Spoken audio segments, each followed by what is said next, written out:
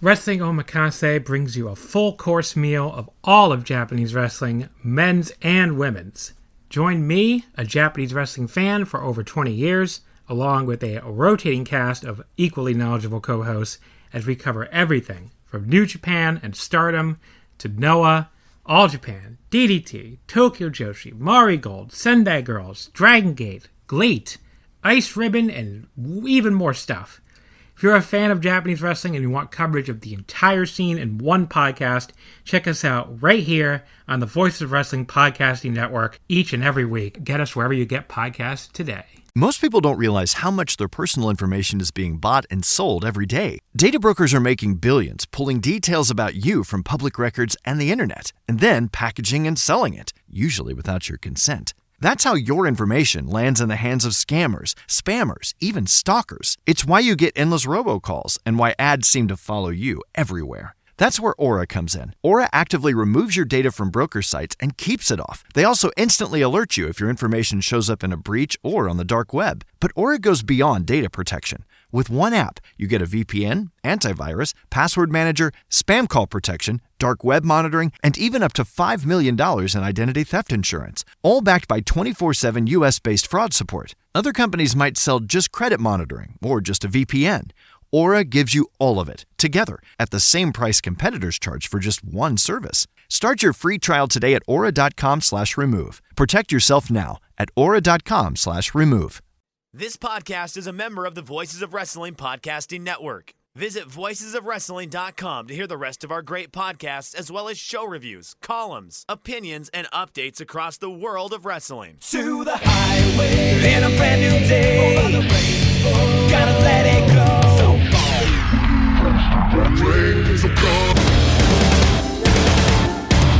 fast to finger down. Stars tonight together. Here everyone's singing.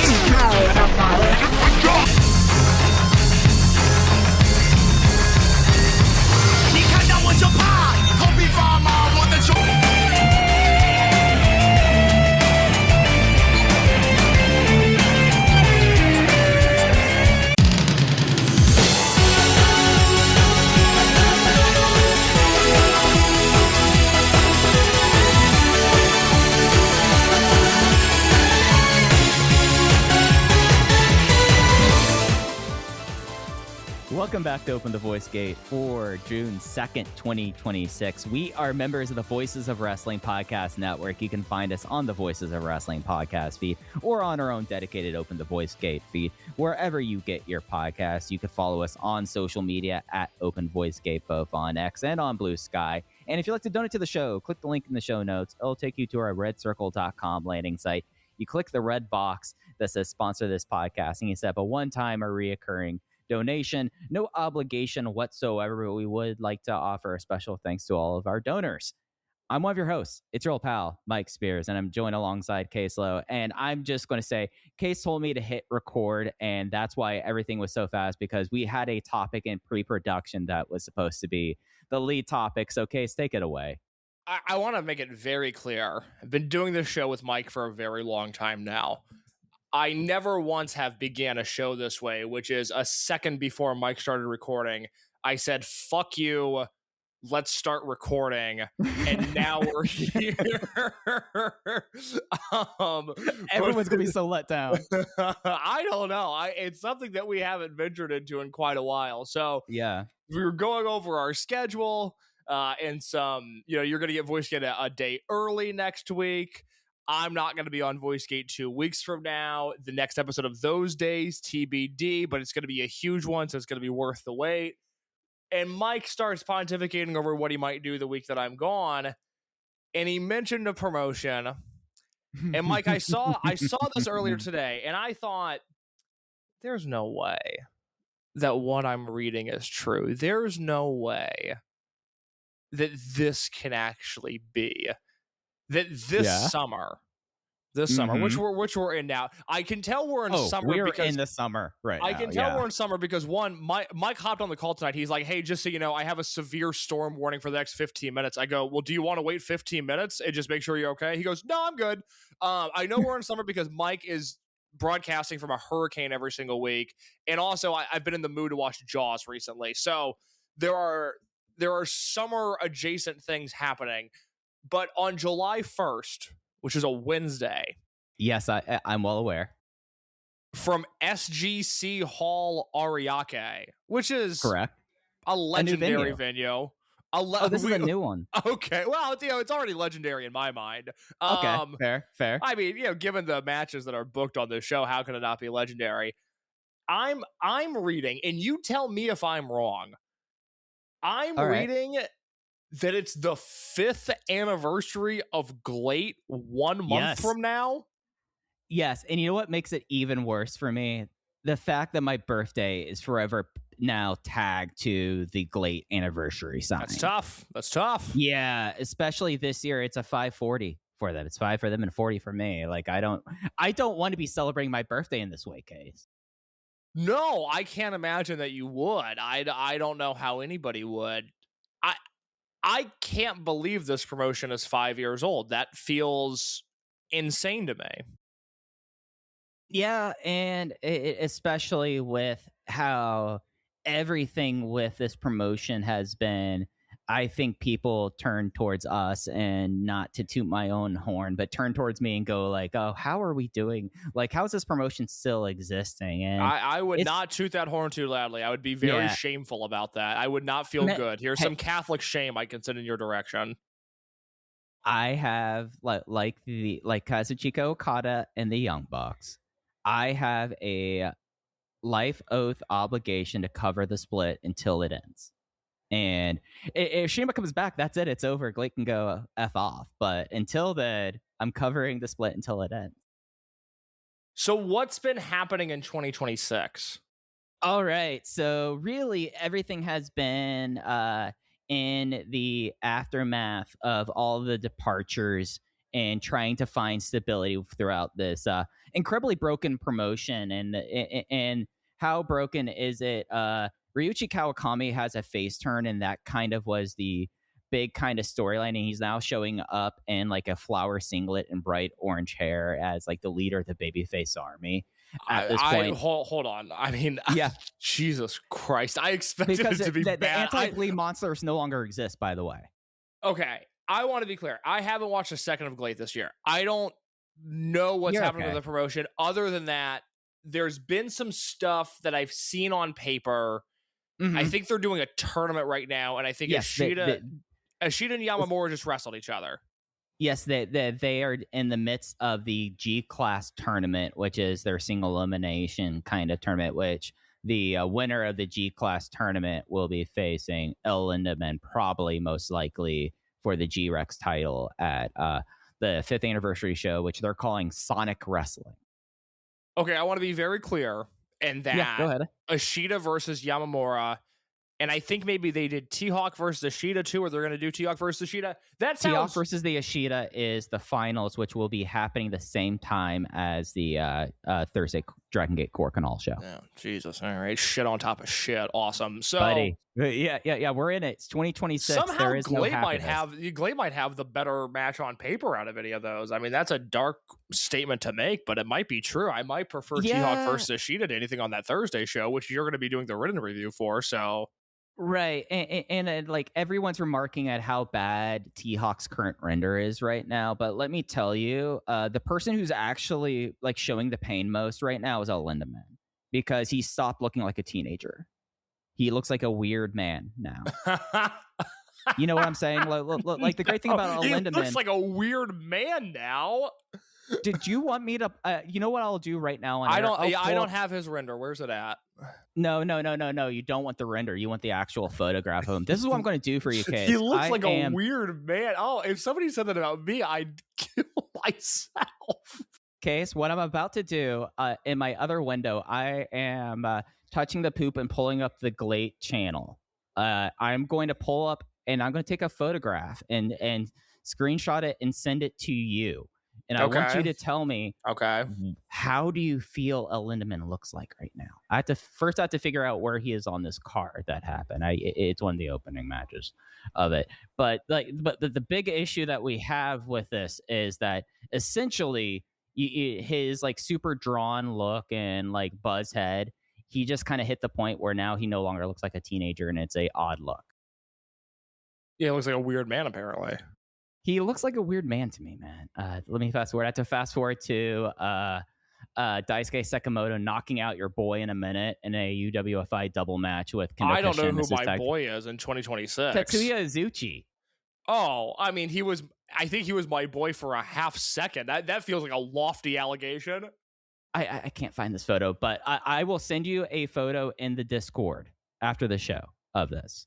I don't want to burn more time me scrubbing through a Glate show just for a joke here. But yeah, okay, so Kawakami turned face and is wearing a flower singlet. A flower singlet and bright orange hair. Brass Knucks June is the leader of the heel army, which is called The Sick. And other than Yubari Genki from I don't know if he's 2AW or JTO, it's the same slummers from Anti-Glade Warriors. And then really like the other thing of it, like Hideki Shrek Chicane is in this feud with Takinori Ito over the Ladette UWFI belt. And that's where Tetsuya Izuchi got knocked out in a minute from one of like the gnarliest looking clotheslines I've ever seen. They're rerunning the match this week because it was such a gnarly finish, and they hate Tetsuya Izuchi, so he has to get fed to the wolves again. But yeah, no, the show that they're having up on July 1st, Sonic Wrestling, a lot of AAA is showing up on it, but it's not like actual AAA stars, or at least what WWE AAA, whatever you say it like the current Drago has been hanging around, and they're sending a Bismo Negro Jr. and El Fiscal. So I mean, people. So this is what I was gonna read you was I wanted to look at the Glate version 1 show from July 1, 2021. This was Lindemann versus Lindemann versus Hayato Tamura, Kyoko Inoue versus Michiko Miyagi, Shima Onitsuka and Irie versus Kaz Hayashi, Kiichi Sato, and Soma Watanabe, Kawakami versus T-Hawk, and then the second half of the show is all UWF rules matches, with the main event being Sho defeating Takanori Ito by referee's decision, which I don't remember at all.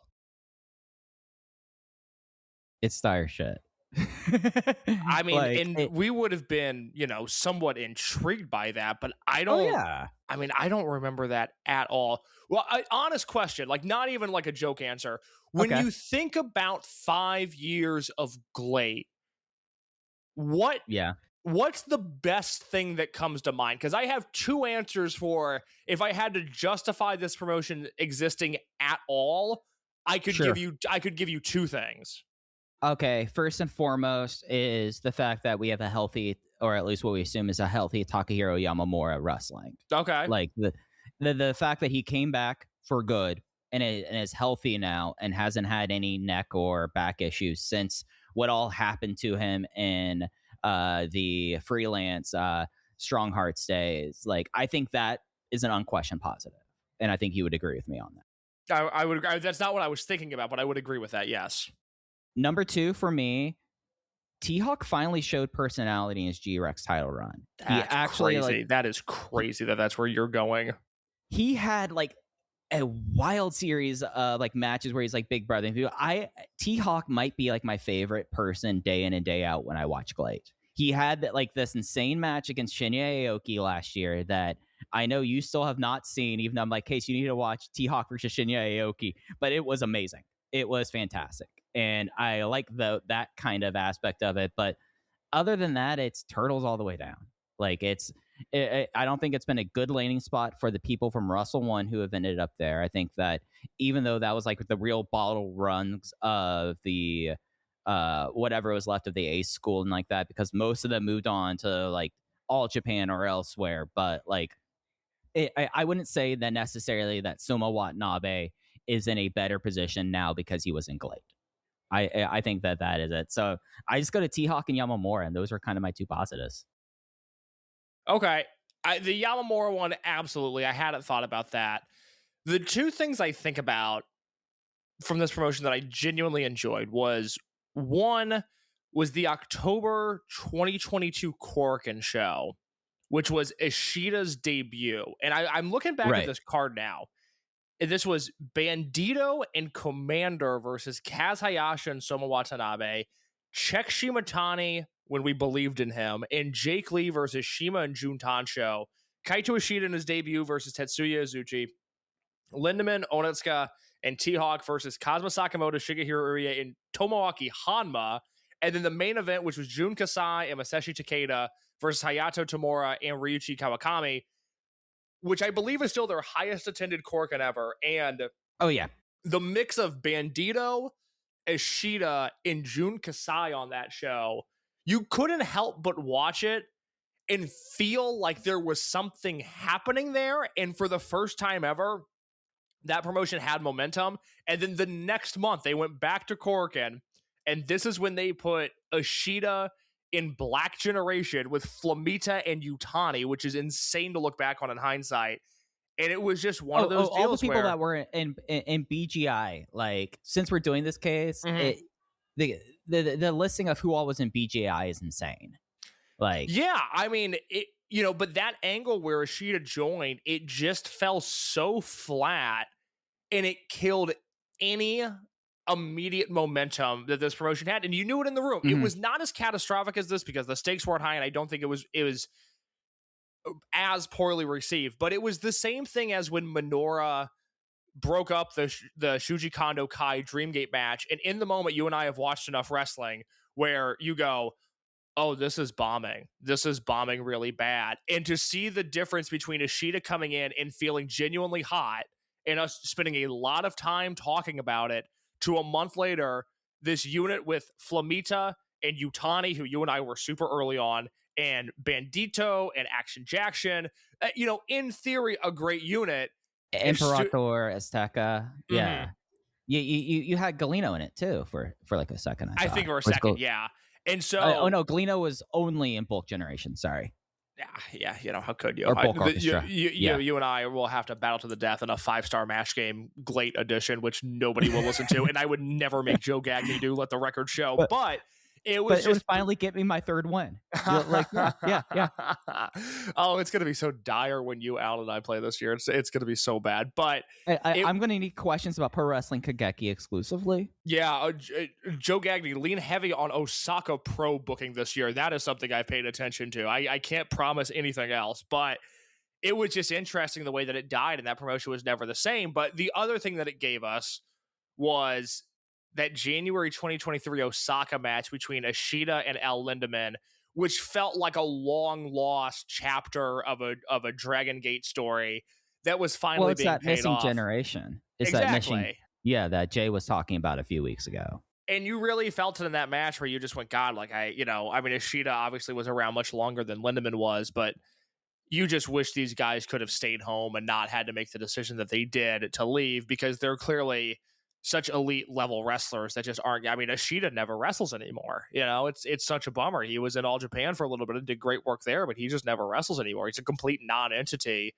in the grand scheme of things, and it sucks. It's really a bummer. But 5 years of Glate, and as of now, the card that we have, again, just to reiterate, it is a Glate AAA 6-man tag, and I want to talk to you about AAA in just a second too. You didn't know that was coming. Soma Watanabe, Arashi, and El Fiscal versus Abismo Negro Jr., SBK, and Nobu-san. So I guess no Takuma Fujiwara. I would love to know the story there.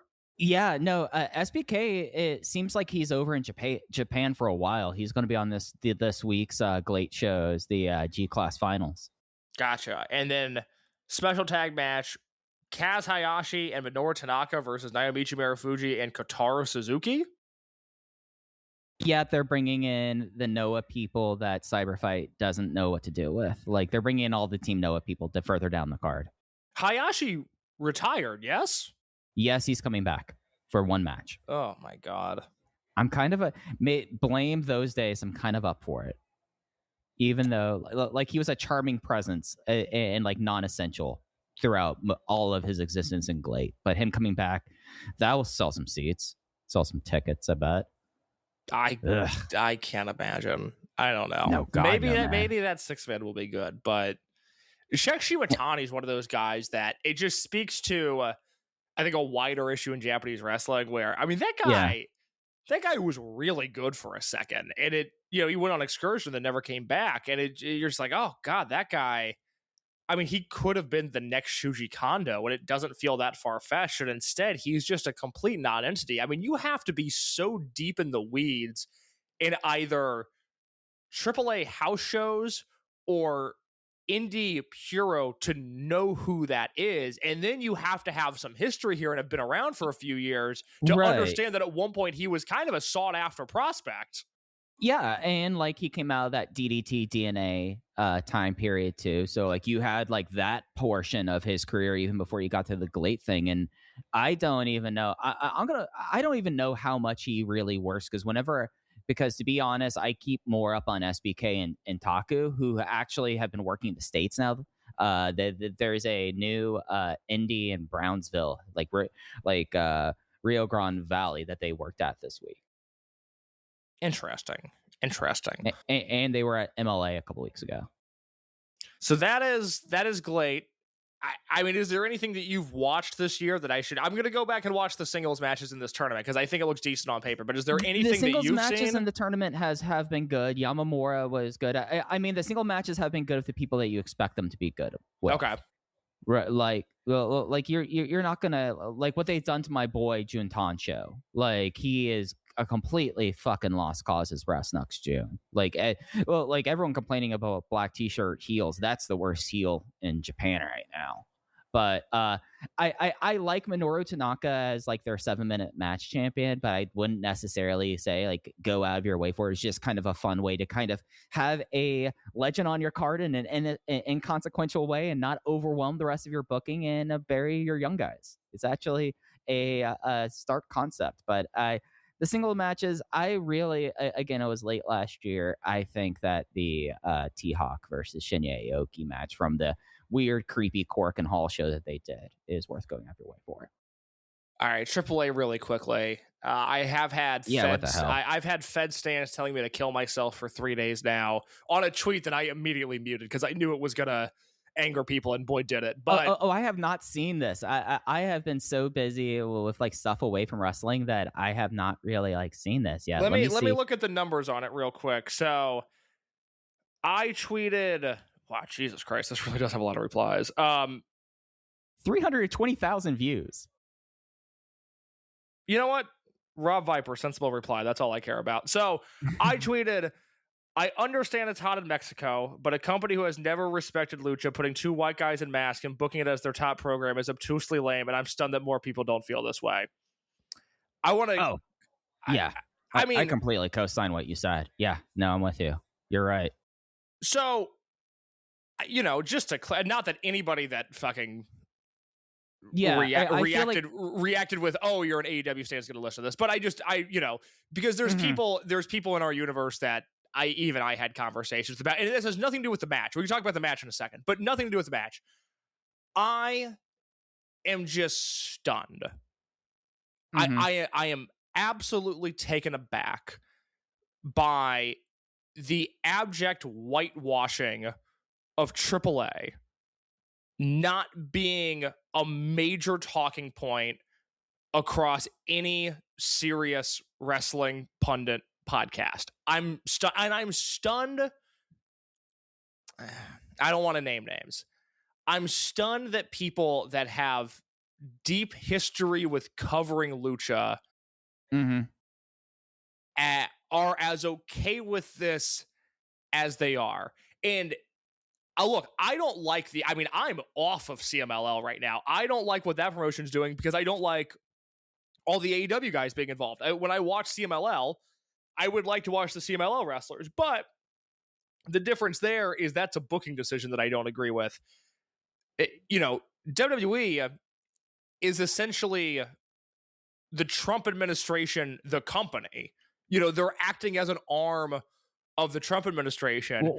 And Trump now has been disclosed as a actual shareholder of. So I said that to somebody at my shoot job today, and that blew their mind. They couldn't believe that. And I go, I know. Which I will give a shout out to someone who also gets a lot of people angry about their WWE views. Guess who's right about what the thing that they've been banning about for 8 years about that company? Congrats, Mongo eBooks. You are right. Mm-hmm. It is literally the Trump fundraiser. It is the Trump Big Trump fundraiser. It is a company that acts as an extension, an LLC of the Trump administration. And even if you don't care, because I don't look for morality in wrestling by and large. I don't care. I went to film school pre-Me Too. Like I had to come to terms with morality in art and artists a long time ago. Mm-hmm. Like, but even if you can separate art from the artist, which I can, I don't have a problem with. I'm not looking for anybody I never bought into David Starr being a cool liberal. I don't care. That does nothing for me. If somebody wants to share my values, which are typically lean progressive, more power to them. If they're a wrestler and they're conservative, which they all are, great. I can still watch them wrestle. But not only are they an arm of the Trump administration, they are a company that for 40 to 50 years has been telling you Lucha Libre is a sideshow attraction. What we do is wrestling. What they do is a gimmick. Now we're going to come in here backed, at least publicly, because I don't buy into the idea that Mean Mark Calloway is grinding over GLATE tapes to see what he can do with SB Kento and Takuma Fujiwara. But at least publicly, he's the face of this Mexican brand now, telling people to work an American style of wrestling that has nothing to do with the core of Lucha Libre. It drives me insane that they promote AAA as traditional Lucha Libre when they have always marketed themselves as not being that, and nobody seems to care. And I just think it sucks that, yes, Laredo Kid's booked. Yes, Ray Phoenix is booked. You've got the new La Parka. Great, whatever. I think it sucks for Lucha as a whole that the top angle immediately became white guys cosplaying as luchadors, and that's now your main event. And I think that's okay to say that sucks. That really bothers me just for the state of wrestling as a whole and for Lucha Libre as a whole. Yeah, no, I did not watch that show. The idea of that show, me watching that never crossed my mind. Case, just so you know, like about this match that allegedly is like the greatest bit of storytelling in modern wrestling. Apparently, if you listen to like some people, and people are acting like that it's Atlantis versus Ultimo Guerrero, and it's just like, to me, nothing over the last 8 years, and really when I stopped watching WWE, pretty much when Danielson retired the first time, way before that, like, and nothing has like made me like really think that like things have changed or like anything's going to properly be the right side of history as seen through the guise of TKO, and everything's kind of like pulled out that way. And I think the thing that's like so distressing and really kind of frustrating to me is that like it's not that no shit. I think Gable and Dieter Jr. could have a insane match, but I feel like then in the same way it's like manufactured in the way that at least the NXT UK Walter versus Ilya Dragunov stuff was, you know, and it just does not interest me in the slightest. Like, and it's the same thing about with that company and the 30 for 30 under 30 to me. Like, it's just antithetical in what I believe pro wrestling should be. Yeah, again, I don't, my point, just to clarify, you know, one more time, I'm not telling Mexicans they can't enjoy it. I feel like that's a really unfair interpretation of that, but that's what people are saying that I'm doing, which is not my goal at all. Again, I think it's over. I'm just shocked that more people in our bubble, people that have covered and maybe reported Lucha Libre results for years and years and years, I'm just stunned that they're going, I'm okay with this too. I don't know. It's really surprising to me, but I guess that's my own cross to bear. So I thought the match was good. I did not think it was great. I love what Kevin Hare wrote for Voices of Wrestling. I mean, Kevin is a good friend of mine, and I love his opinion on everything. I don't see what he saw in that match at all, but I love that Kevin wrote, because I love Kevin's mind when it comes to wrestling, and so I'm excited that he wrote that article. That's a great read if you haven't read it, but I don't know. I just wanted to clarify that a little bit, because I mean, I knew I was going to get bodied for it. That's not the point. I don't care about that. But I also don't want people thinking that I'm policing what Mexicans can and can't enjoy. That's not the point of that. But I do think it's odd that the whitewashing of Lucha Libre has happened so rapidly and so unapologetically, and no one seems to care.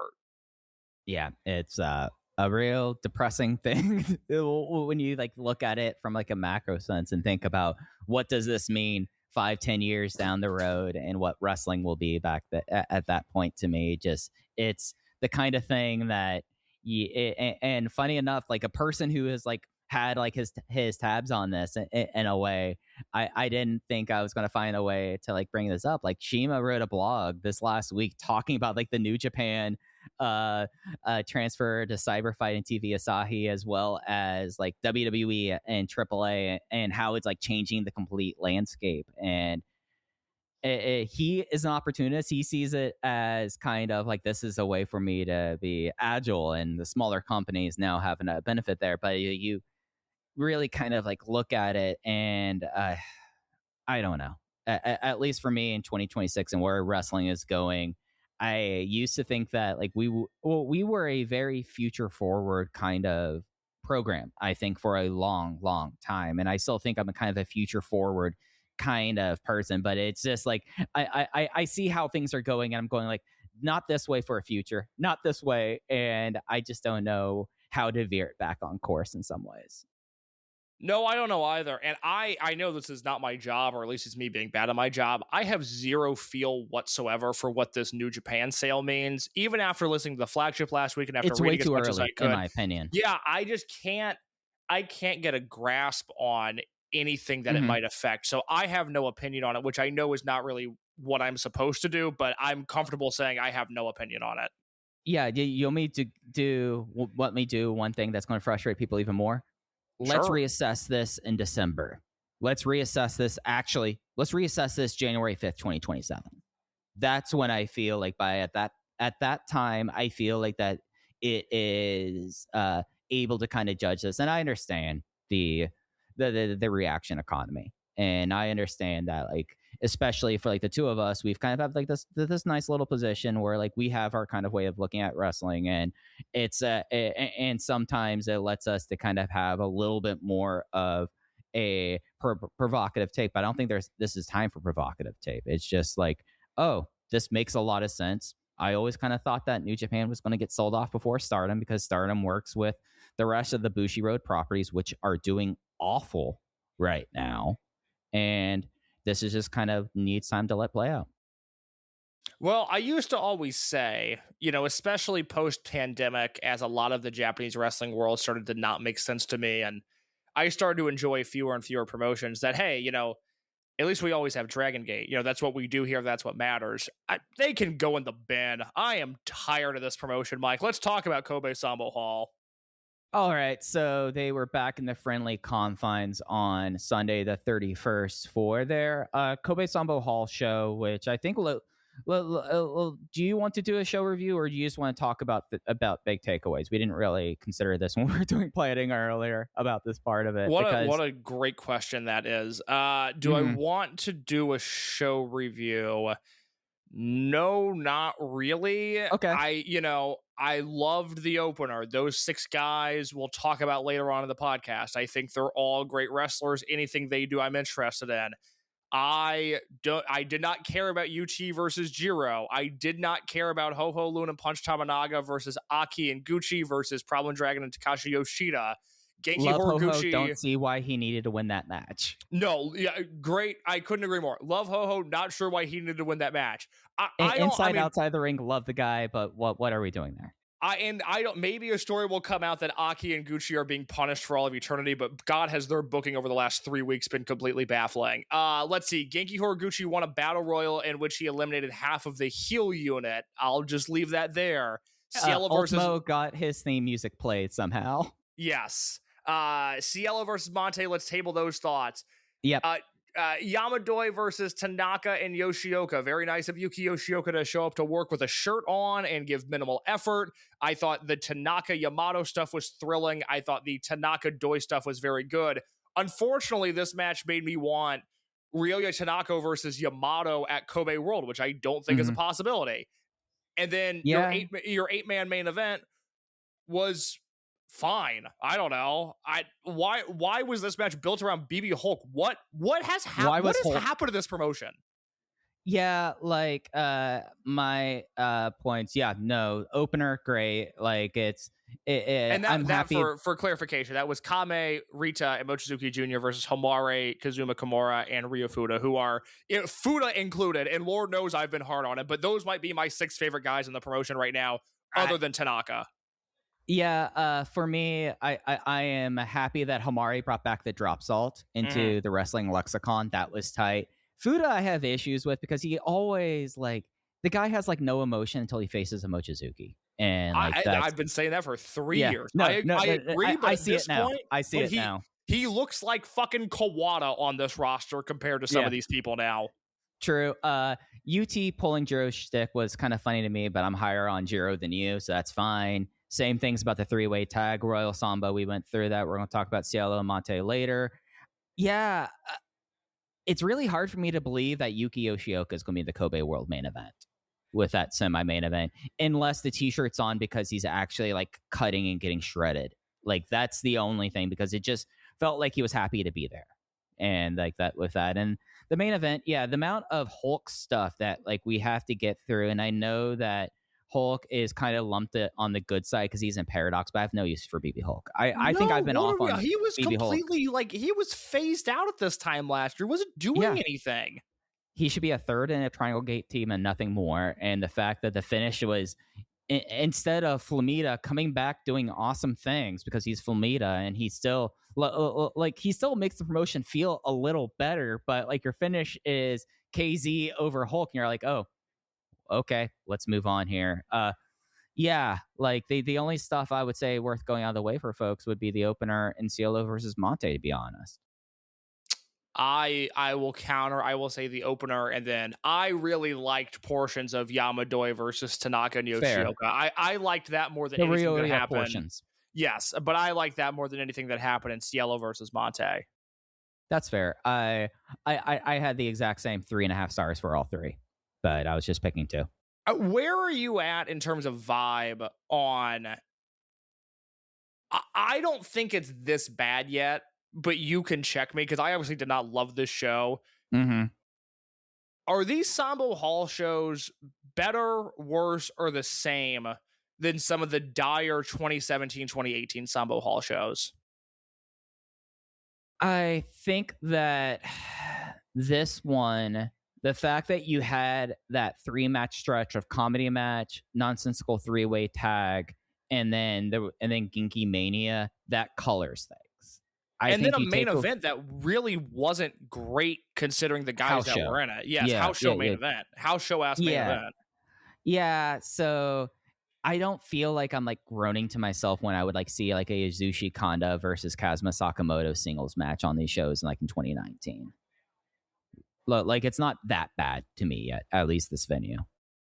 So the last time they were in this venue, it was April 24th, and it was Horiguchi and Kanda versus Dragon Kid and Naruki Doi, Ishin versus Jiro, a battle royal that Takashi Yoshida won, Hyo, Kame, and Rita versus Kagatora, Susumu, and Yamato, Tanaka and Yoshioka versus KZ and Strong Machine J, and Cielo, Homare, and Skywalker versus Jason Lee, Coach Minoura, Yoshiki Kato. Mm-hmm. I don't remember. This show was a month ago. I don't remember a thing about this show. Yeah, because it was all Golden Coliseum build. Yeah, I mean, let me go back one more. They ran this. This would be March 29th. Tanaka Yoshioka versus Aki and Gucci. I remember really liking that. Hyo versus Jiro. Kai win in the Battle Royal. Genki, Kanda, and Monte versus Mochi, Fuji, and Ultimo. Benkei, Kame, Mochizuki Jr., and Rita versus Dragon Kid, Kagatora, Naruki Doi, Susumu Yokosuka, and then Cielo, Homare, Skywalker versus Ishin, Minoura, Kato. Yeah, these Kobe Sambo Hall shows are not great this year, but nothing is great this year. I mean, we're about to get 2 Korakuen shows, and sometimes make the point where it's like, God, this would be one amazing Korakuen show that they split into 2. I'm not sure there's one good Korakuen show if you mash up those 2 cards. Yeah. Did you just want to get into the Korakuen preview and just blow through this? Yeah, let's preview those. Let's go Thursday and then give our thoughts, and then Friday. Yeah, so Thursday is a 6:30 local time start. UT Gucci Inaki versus Kenichiro Rai, Punch Tominaga, and Hamare, who's an opener duty on both of these shows. After his loop of baldness, I was hoping we'd get a little bit more. Maybe it happens later on in the shows. Jiro Shimbashi versus Toru Owashi. Yamato, BB Hulk, Susumi Yokosuka, Naruki Doi versus Madoka Kuda, Kota Minoru, Jason Lee, and Kai. 3-way 6-man, Jackie Rita and Mochizuki Jr. versus Strong Machine J, KZ, and Flamita versus Luis Monte, El Cielo, and Kazuma Kimura. Ryoya Tanaka and Yuki Yoshioka versus Hyo and X. Special 6-man tag match. Ultimo Dragon, the Great Sasuke and Tiger match versus Dragon Kid, Masaki Mochizuki, and Don Fuji. And your main event is the All Asia Tag Team Championships. Genki Horiguchi and Yasushi Kanda versus the Open the Twin Gate and Soryo Tag Team Champions, Ishin and Yoshiki Kato. Your special referee is Kohei Wada. The exhibition match before the show starts will be Kagatora versus Dai Sujiguchi. So, God, I mean, that card just keeps that going. That 3-way tag is fun. But here's the crazy thing. Let's start there, because I can't even get excited about that match because it's match 4. And I don't think it's going to get a lot of time. And I feel like it's probably positioning Strong Machine J, KZ, Flamita to probably be the next Dragongate champions whenever the Okinawa bullshit's over. Most people don't realize how much their personal information is being bought and sold every day. Data brokers are making billions pulling details about you from public records and the internet, and then packaging and selling it, usually without your consent. That's how your information lands in the hands of scammers, spammers, even stalkers. It's why you get endless robocalls and why ads seem to follow you everywhere. That's where Aura comes in. Aura actively removes your data from broker sites and keeps it off. They also instantly alert you if your information shows up in a breach or on the dark web. But Aura goes beyond data protection. With one app, you get a VPN, antivirus, password manager, spam call protection, dark web monitoring, and even up to $5 million in identity theft insurance, all backed by 24/7 US-based fraud support. Other companies might sell just credit monitoring or just a VPN. Aura gives you all of it, together, at the same price competitors charge for just one service. Start your free trial today at aura.com/remove. Protect yourself now at aura.com/remove.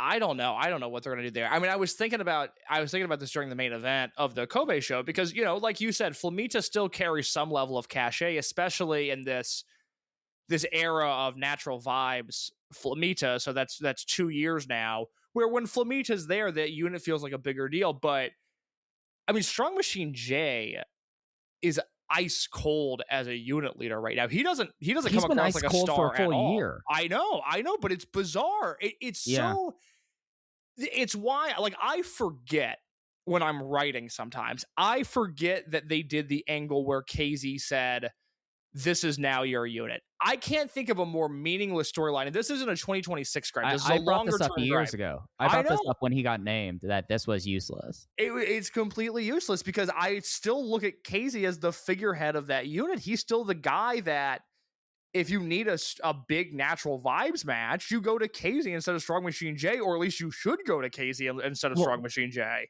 Well, outside of like the rare Strong Machine J Dreamgate match, who is the focused person who's protected in natural vibes? It's not Strong Machine J. It's KZ. Yes. No, you're exactly right.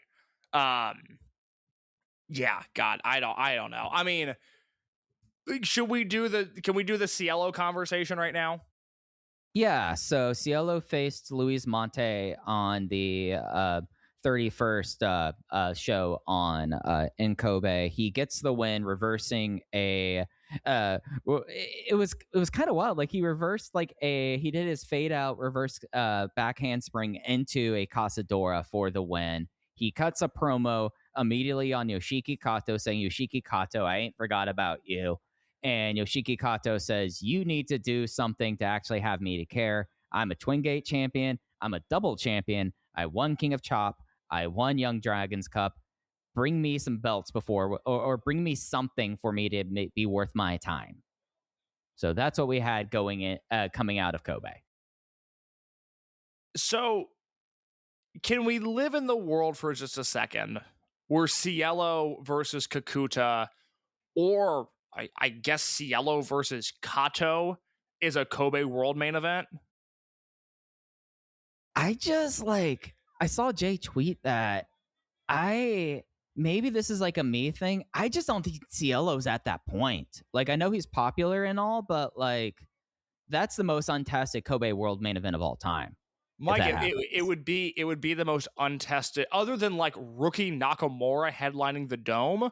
It would be the most untested Japanese main event of all time. So, look, I went through Cielo's Korakuen history just to go. Maybe I'm forgetting. Maybe Cielo's like headlined a bunch of shows that I don't remember. Because this reading Jay's tweets felt insane to me, just because I don't look at Cielo as being on that level either. I mean, I had asked Jay a month ago if Cielo was popular or not, because it's not coming across to me when I watch these shows. Well, he was getting a ton of calls during the Monte match and afterwards. Like, he is popular. I think that's fair to say. It's just hard for me to believe that there is that much emotional investment in a guy who has only talked on microphone 4 times, right? And he's been around since September. Like, it's just, I know who he once was and all of that and the kind of push he was trying to get, but that we might as well forget the TN Revolution days. I think that might be something that's coloring everyone with this a little bit. And I'm stoked that he's back, and I'm stoked that we're even having this kind of conversation. I just think, like, God, given everything in this promotion and given how things are, like, do you really want to do like a title switch over in that kind of direction? And because essentially then you fuck off class of 2016 at that point, if you do that. And because at that point, I mean, Shun's not on the new banner that was at Kobe. I wouldn't read too much into that, as that Ben is still out. But if you're moving on to Kato and Cielo, like we talked with Jay about having a lost generation, I feel like that you're kind of creating another one by doing that. So this is Cielo's Korakuen Hall history. And you tell me if you think this guy is ready to headline Kobe World, Mike. November, Cielo and Gianni Valletta defeat El Kukui and Punch Tamanaga 2 minutes 31 seconds. December 3rd, Cielo and Shun Skywalker defeat Dragon Kid and Yamato 5 minutes 16 seconds. December 16th, Cielo and Shun Skywalker defeat Dragon Daya and Yuki Yoshioka 5:59. January 18th, Jason Lee and Coach Minoura defeat El Cielo and Homare 3 minutes 35 seconds. February 5th, Kai and Yoshiki Kato defeat El Cielo and Homare 5 minutes 49 seconds. March 3rd, Team 2000X, Masaki Tamiya, Terusuke, and Takashi Segura defeat Big Boss Shimizu, Coach Minoura, and Yoshiki Kato, and El Cielo, Homare, and Shun Skywalker 1951. April 6th, El Cielo and Homare defeat Coach Minoura and Yoshiki Kato in 1:58. May 8th, El Cielo defeats Dragon Kid and Luis Monte in a 3-way dance in 8:46. And then on this show, like you said, Kame Rita Mochizuki Jr. versus Strong Machine J, KZ Flamita versus Monte Cielo Kimura on the undercard. And then the next night, and we'll get to this. Not even the pre-intermission match, because that will be not Hyo even next. The pre-intermission match. And then Cielo versus Monte versus Yoshioka in a 3-way dance the next night. I mean, this guy's not even close to being at that level. I would trust him to headline an Osaka #2 show. I wouldn't trust him to headline Kobe World. Are you out of your mind? I wouldn't trust him at this point past Champion Gate. But I'm also, I think, a lot more in the sense of Dragon Gate and Dragon System and booking. I think I've found myself to be much more of a traditionalist conservative in that kind of manner. And it just feels like, I'm going to run down this Friday card just real quick.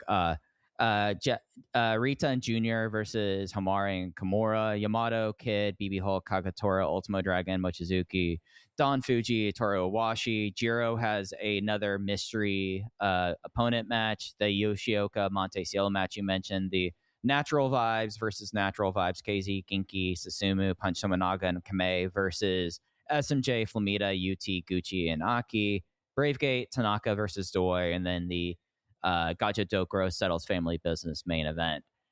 I look at basically matches 4 through 7, and if we're not getting any sort of momentum or movement coming out of those to any sort of like, not even like July, I'm not even caring about the July Cork, and even though it's there, like if we don't even really have someone getting into Kakuta's face by the end of this show, what are we doing here? Because it feels like, if you ask me, coming out of that match 4, Yoshioka could step up. That feels that to me. Monte could, but wouldn't. But it just like, or Tanaka shows up and goes like, I'm forsaking the 12th defense because I want your ass, Kakuta. Like, stuff has to be happening there to make it make any sense on what's going to go forward for the next 8 weeks going into Kobe World, because we're at that point, really, Case, because Kobe World's on the 20th of July. We're less than 50 days away. And it's the point that we're going to have to continue making until we get through it. But again, all of this stuff, all of our complaints with this promotion, if there was a guy that we go, okay, well, they've been grooming him since January, they've been grooming him since March, or they've been grooming him since April. If the direction of the promotion was obvious coming out of Golden Coliseum, which again, as I talked about last week, I go, okay, well, what's like, I don't understand. Is Hamare supposed to be down on his luck? Is he supposed to be ashamed that he got a haircut, or does it not affect him? Or I don't know what story they're telling with Hamare. Shun has by and large defected, and Cielo, I mean, it's not like Cielo got some sort of rocket pack in that cage match. In fact, you and I talked after the show about how we were surprised that he and Kato weren't featured more in the cage match. So it's not any of those guys. It doesn't seem like it's Yoshioka. Again, to me, the safe bet, and this feels crazy, but the safe bet to me is Tanaka more than any of these guys. But it's just, you just see the holes in the booking. And the fact that we're going to go into Kobe World and Yamato doesn't have anything to sink his teeth into. And the fact that Flamita's here and Flamita's not really doing anything interesting. And Monte just continues to be hung out to dry. And I think there's a real chance that Kame and Rita don't do anything important on Kobe World this year. This is a bad promotion right now. And the problem, at least for people like you and me, I don't know if you feel this way, but it's actually one of those where sometimes I'll look at Dragongate booking and I'll go like, I don't know about this. And then I sit down and I look at some results and I look at some cards and I go, okay, you know what? This is better than I was giving it credit for. Not all of this stuff really jumped out to me at first glance, but they've done the work here. The problem right now is that the deeper you dig, you go, oh God, this is worse than I thought. This is awful. I mean, we're a month out from Kobe World. There's a chance that Hamare, Kame, Rita, and Yoshioka, and let's say Monte too, they might be completely inconsequential on that card. And you go, well, then who else is there? I don't know. Apparently we're pushing BB Hulk now.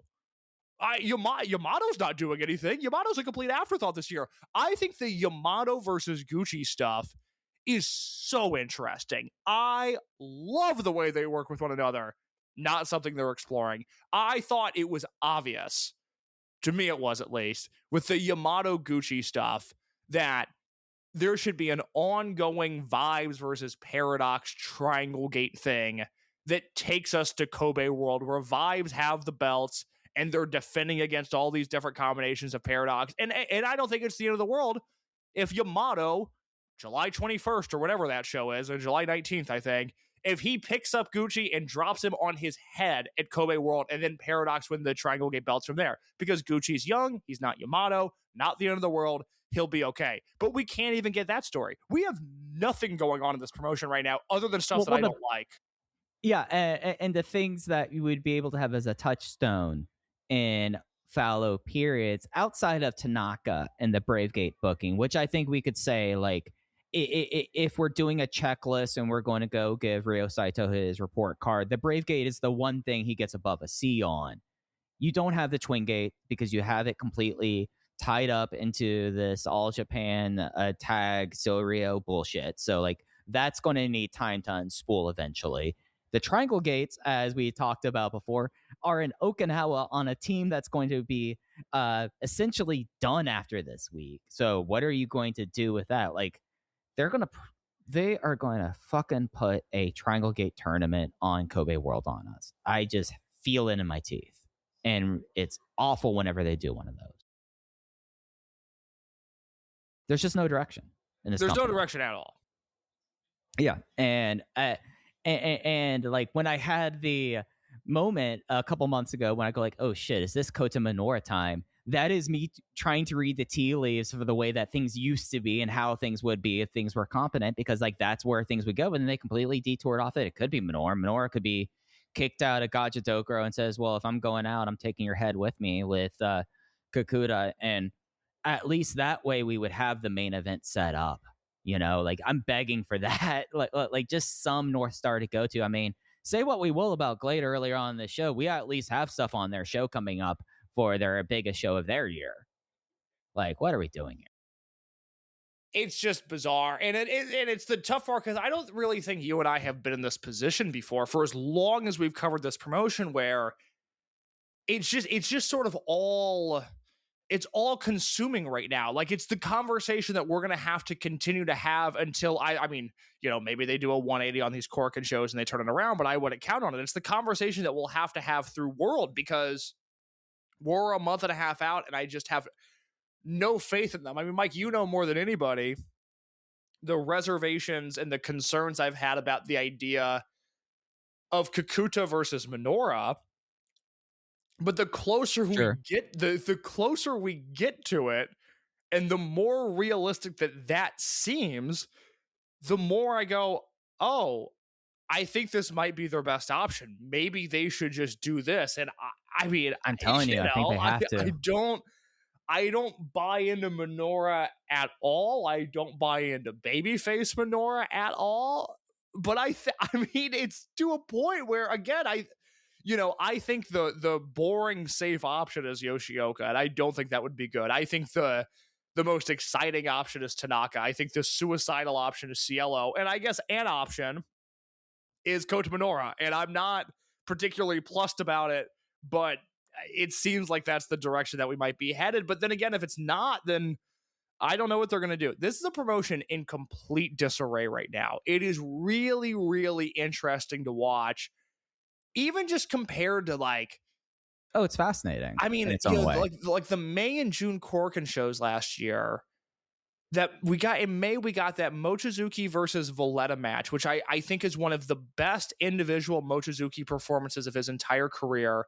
And then we got the Hyo contra Hyo match. That was a year ago, right?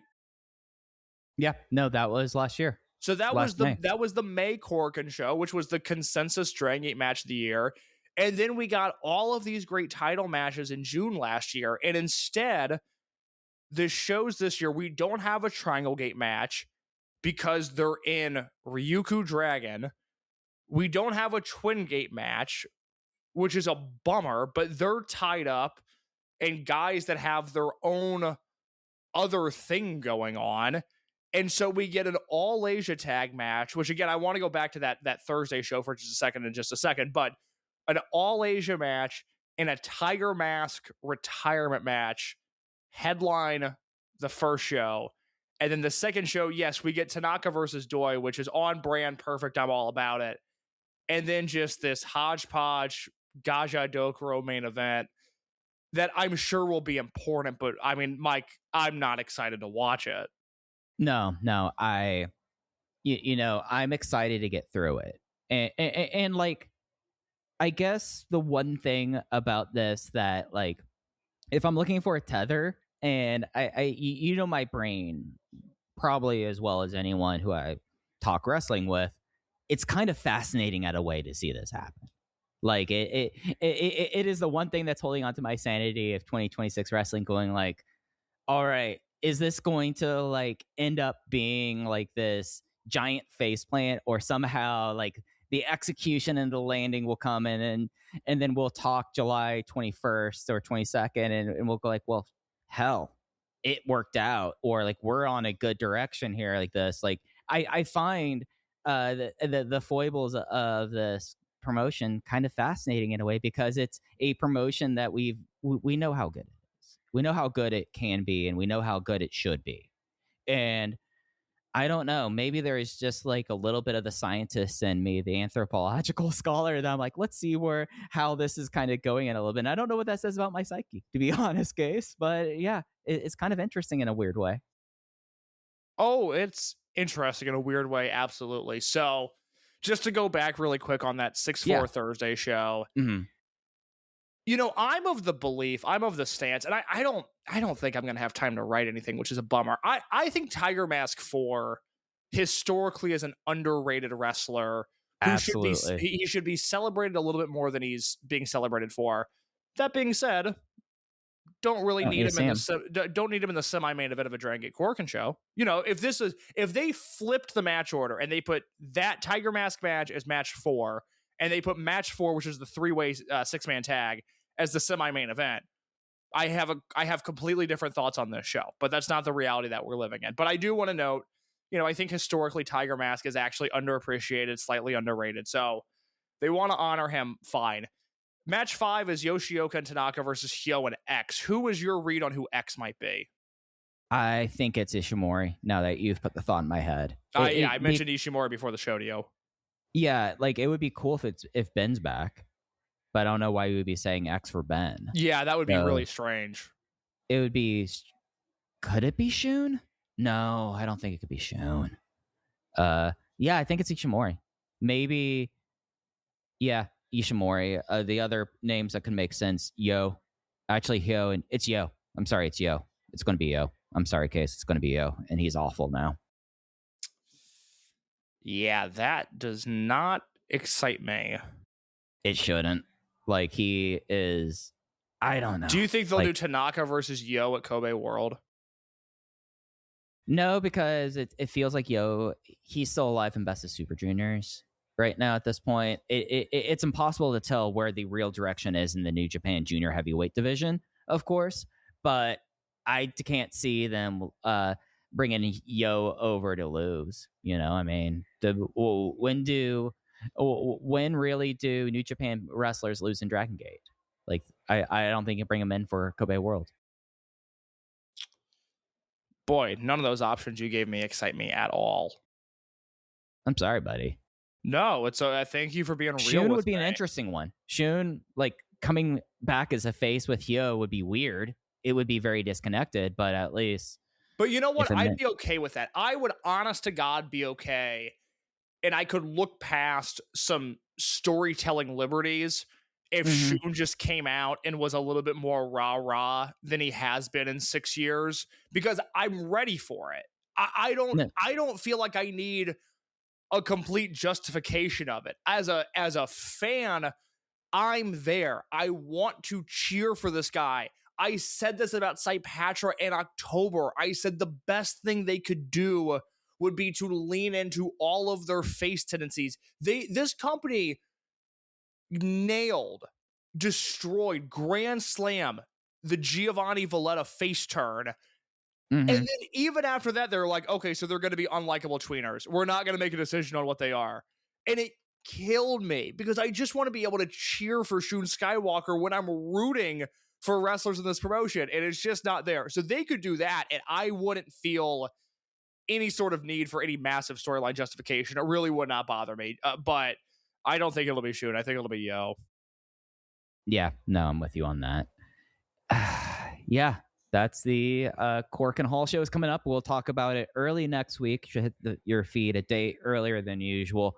I'll have the written review for Thursday. Case will have the written review on Friday, and maybe we'll be coming back to the show on Monday and maybe things can be better. Is this the kind of delusions that they talk about? Actually, I should say I do know these delusions that they talk about in therapy, but maybe we'll be back here on Monday, Case, and it'll be a lot better. No, because the All Asia tag match is headlining the first night, and I just can't imagine that goes well. I mean, it's like I said last week, we're in a position where either Geiki and Kondo win, and they now beat Ishin and Yoshiki Kato in a main event, or Ishin and Kato win, and then they go and lose in All Japan. It is a lose-lose situation. It's unbelievable. Nah, I'm with you on that. Let's talk about something for the rest of the show that's going to put us in a better mood. Voices of Wrestling and Griffin Peltier have put together, I think it's is this the fourth annual 30 under 30 list? I think it's the fourth annual. I believe so. List. It was released over the last 2 days.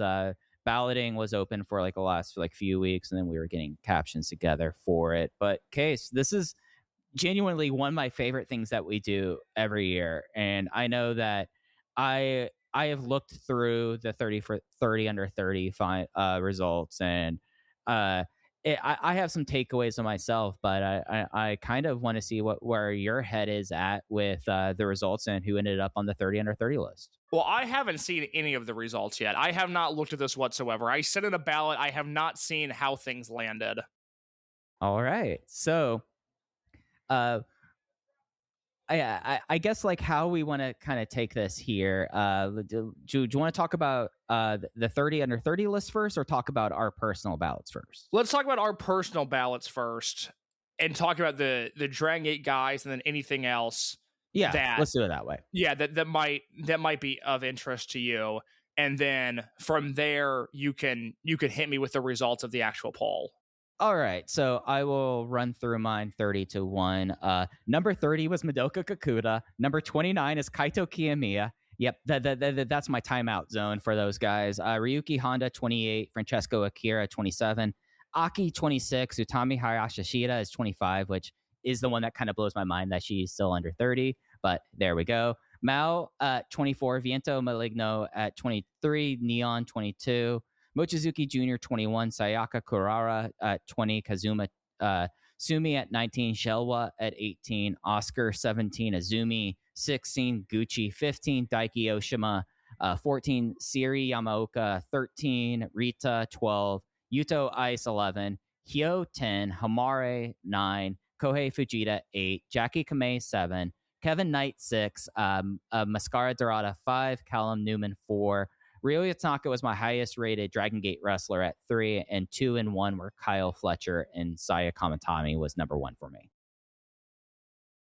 I will not read my full 30, but I will hit you with a few notable ones. No, you're all good. I had Arrow Panther representing DTU in my number 30 slot. I should note that I accidentally omitted Mochizuki Jr. from this list, which I guess is partially an indictment on the booking of Mochizuki Jr., but he would have been on there, and Arrow Panther would have fallen off. But I did want to have him on the list because I do feel like he and Fight Panther are the best wrestlers not working in a major league promotion right now. So I had him at 30. I had Kazuma. Best tattoo photo. I'll let you know. Griffin made sure to get the wild motherfucker there.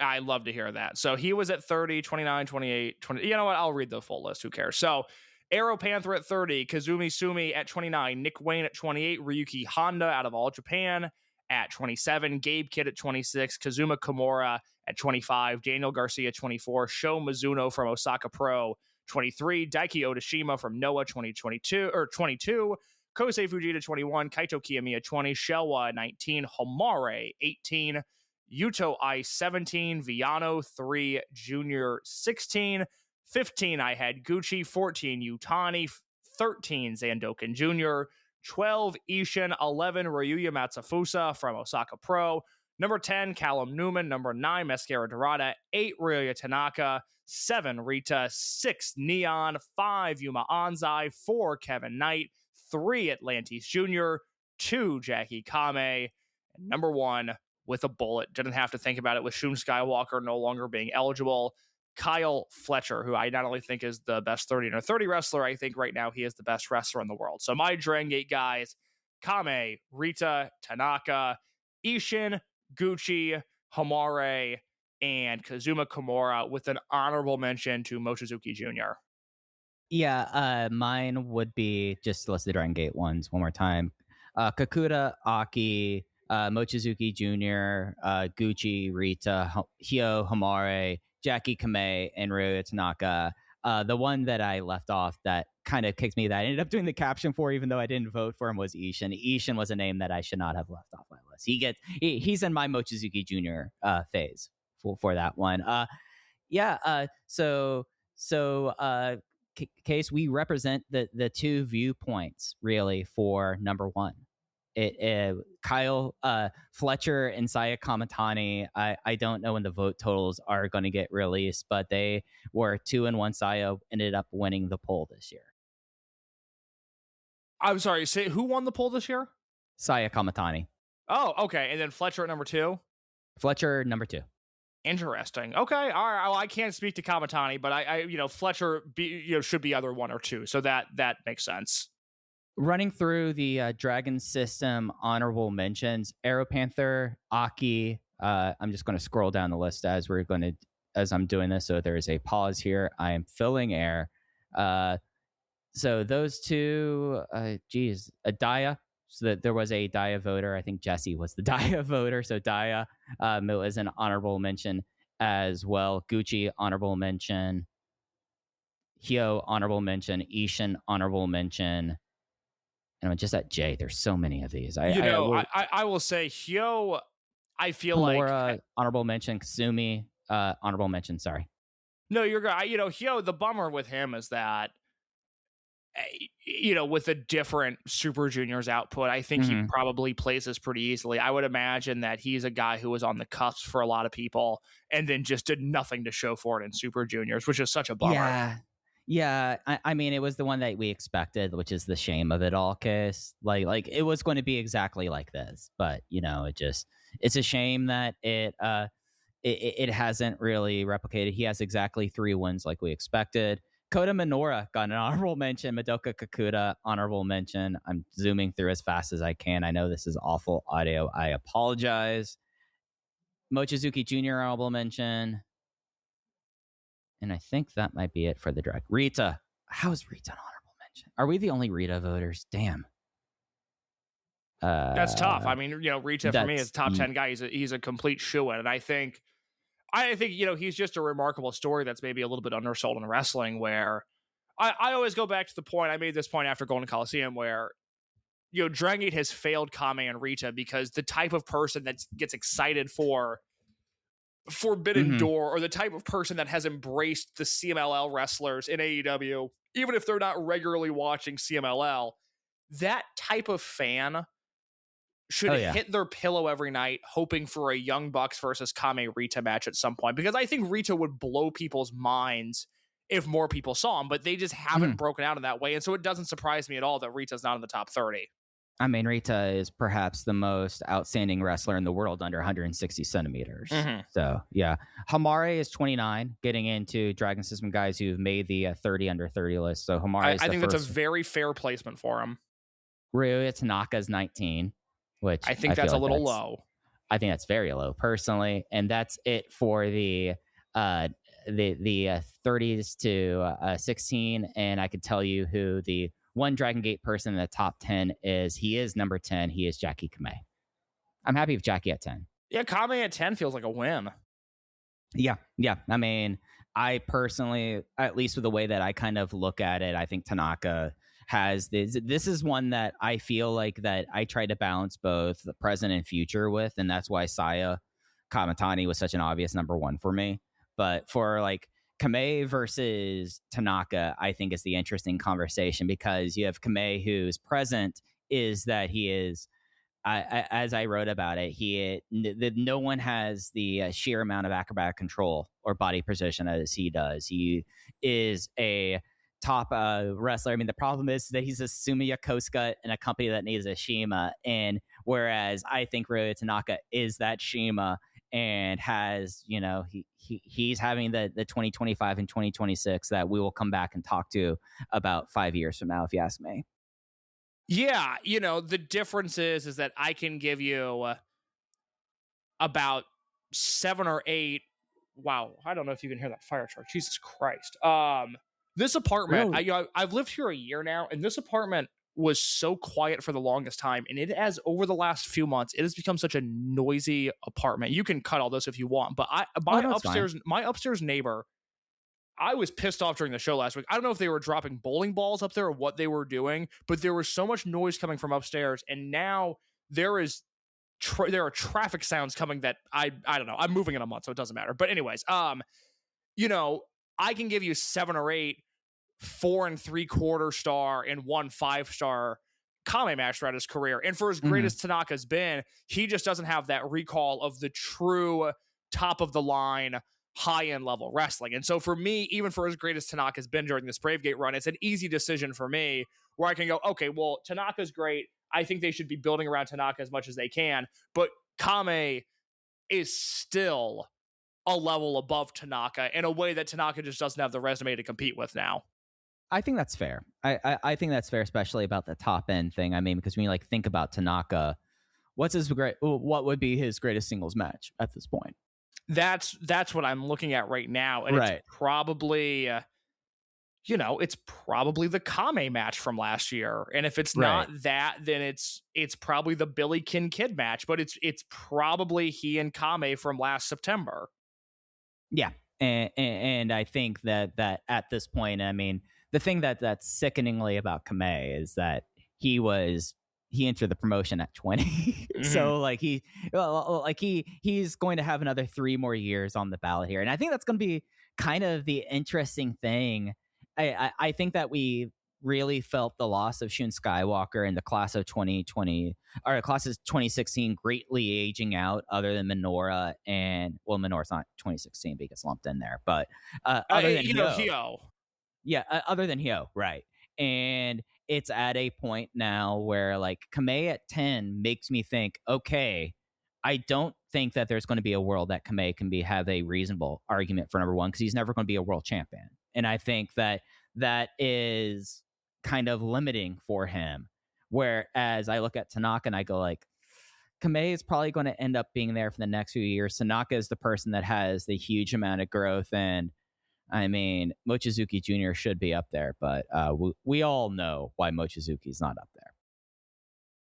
I think this year in particular, you're really seeing the harm of the bad booking show out in something like this, where realistically, I think, on my own ballot, I think Kimura could be a few spots higher. I think I could remember Mochizuki Jr. I think, Gucci's completely papered off since April because he's been given nothing else to do. And so if I had to vote again today, I don't know if I would have Gucci that high just because of lack of opportunity. But, Kame's made the most of the few opportunities that he's had. Tanaka's made the most of a lot of opportunity, which has been really nice to see. But, a year from now, if this promotion is being booked the same way that it is, I think these guys are going to struggle more and more. And I think that's a bummer because there's so much young talent in this promotion. But it's now at a point, and this has never been Dragongate's issue, but it's now at a point where it's getting harder and harder for them to shine. Yeah, no. And until the company gets itself right, it's going to be harder and harder. I mean, I know the two of us, like, we have our beliefs and we believe in our voting, but it's going to be harder and harder, I feel like, for people who aren't like dyed-in-the-wool Dragon System partisans to really pick them up, especially like when you look at like promotions like Stardom, who like have a lot of the same situations that that Dragongate should have or has had in the past, but is booked competently. Well, I'll say this as a non-Joshi viewer. Mm-hmm. This list feels very Joshi heavy. Now, I accept the caveat. Before John Carroll, don't get mad at me. I accept the caveat that New Japan's a mess, Noah's a mess, All Japan, their guys are represented. I think. I think is fair. And I had Honda on my list as well. I really like him, but I think All Japan is properly represented. DDT, I think those guys split the vote, and Dragongate is what it is. So I get it. I'm not saying my stance is not there's too many Joshi on this list, but just looking at it for the first time as we're doing this, it's noticeably Joshi heavy. But I think, I mean, you tell me, because I'm just flipping through here. Is it all Stardom wrestlers, Stardom and Tokyo Joshi Pro, Stardom, There's Tokyo Joshi Pro and Marigold? I mean, not Marigold. I mean, not Marigold. Okay. I mean, Marigold. If we're talking about promotions that don't make young stars, like their one young star dislocated her shoulder last week, and that's after Utami left, and like the rest of the roster is, if we're using a baseball term, non-prospects, and that's considering that someone on that roster is the child of Minoru Tanaka, and I'm calling them a non-prospect. But Stardom's in a great spot. I mean, like you think about it, and in some ways, like Stardom having people like Azumi and Hanan, Hina, and Rina, like wrestling for as long as they did and as young as they did, like you get really good after about a decade of wrestling. And I think that there's some of that playing off a little bit, but they also have their dojo systems is finally kind of stepping up, and it makes a lot of sense. The person that's on the list I'm gonna be very interested about, that I think he was an honorable mention, and that I'll be interested in seeing where his career takes him and see where it goes, is Van Vert Jack. I think Van Vert Jack is going to have a very interesting next decade, considering that he essentially has almost like a Joshi-like thing where he's been wrestling since he was 7. His dad's a wrestler out of Fukuoka, and now he's making all these indie shows at this point, and it's the lower end national stuff, and seeing where he can be going over the next decade. I think that's an interesting kind of candidate that's on that has made a lot of people's ballots. Yeah, I agree with that. He's somebody that is very intriguing to me. He's somebody that I want to see more of, and maybe Van Vert Jack that's not where to watch him. Say again? I was gonna say one place you can watch him is Glate, but I wouldn't go there to watch him there. No, I don't know. Maybe we're at a scary point in Japanese wrestling where maybe he's the savior of men's wrestling that we need, which is a terrifying position to be in, but good Lord. Yeah, no, I hear you. Well, buddy, I don't have anything else to touch on this week unless you do. Nor do I. All right, we're going to call it here, Case. We're actually done in half an hour before the Love Island USA premiere. Oh, thank God. It's a big moment for my culture, Case. I'm sure it is. I'm certain you have NBA finals and stuff, but NBA finals tomorrow. Mike, I'm locked in on my fucking Chicago White Sox being an above 500 team right now. NBA finals is one thing, but I got my White Sox. Case, it must be fun to have a sporting team that you devote a lot of your time to that hasn't decided in recent years to become objectively morally repugnant. No, it's Jerry Reinsdorf is Jerry Reinsdorf, but it seems like he's White not Sox putting racist team, statues out. He's not putting racist statues out, and that is much like the Dragongate booking. The deeper you dive into that racist Texas Ranger statue, the worse it is. Yeah, and on top of the fact that it's yet again another year that they don't have Pride Month. It's hard for me I have not gone to a Rangers game in over a year, and I don't see myself going into one in a while. It's completely killed my love of baseball, to be honest. Like, you just can't, I just can't support like going to games like that, you know? Yeah, absolutely. But at least, Case, on Monday, we'll have these two Korakuens to talk all about. We'll have written reviews up on Voices of Wrestling as well. And we're going to get to Kobe World, buddy. I'm here for you, and we'll get there together. That sounds sorry, I was on mute. That sounds like a threat more than a promise. I thought you were pausing because I thought that there was like a siren and you're wanting to get that. No, I thought I had to sneeze. I thought I had to sneeze and I did it. But that sounds more like a threat than a promise. I'm not sure I want to get to Kobe World this year. Well, we'll see where the next 6 weeks take us. You can follow us on social media at Open VoiceGate, both on Twitter and on Blue Sky. Case is on Twitter at _ in your case. I'm on Twitter at Fujiheya with 2 eyes like Don Fuji. The Voices of Wrestling Discord is a great place to join in the conversation on Dragongate, befuddling booking, as well as the Open the Voice Gate channel, which is whenever we have a historical episode or those days going up, we make sure that we have stuff posted there for you. We're currently one of our YouTube channels went down for those days, but we're going to find I'm going to find a way to get that stuff back available for that. But we post all of that there as well. And the next of those days should be coming up before the end of June as well. And it's going to be a big one. But Case, I think that's it for us tonight. We will be back with you next week. Take care, everyone. My name is Tyler Fornes, and I am one of the co-hosts of The Good, the Bad, and the Hungy AEW podcast here on the Voice of Wrestling Podcasting Network. We take a broad scope approach to the world of All Elite Wrestling and the entire universe of Tony Khan. We talk about the big matches, the big stars, the promos, the storylines, and we also look at it from a big picture perspective.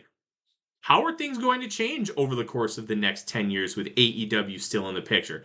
How are companies like WWE going to adapt and adjust to AEW?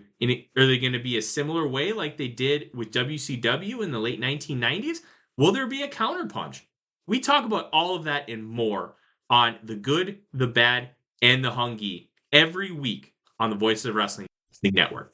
Most people don't realize how much their personal information is being bought and sold every day. Data brokers are making billions, pulling details about you from public records and the internet, and then packaging and selling it, usually without your consent. That's how your information lands in the hands of scammers, spammers, even stalkers. It's why you get endless robocalls and why ads seem to follow you everywhere. That's where Aura comes in. Aura actively removes your data from broker sites and keeps it off. They also instantly alert you if your information shows up in a breach or on the dark web. But Aura goes beyond data protection. With one app, you get a VPN, antivirus, password manager, spam call protection, dark web monitoring, and even up to $5 million in identity theft insurance, all backed by 24/7 US-based fraud support. Other companies might sell just credit monitoring or just a VPN.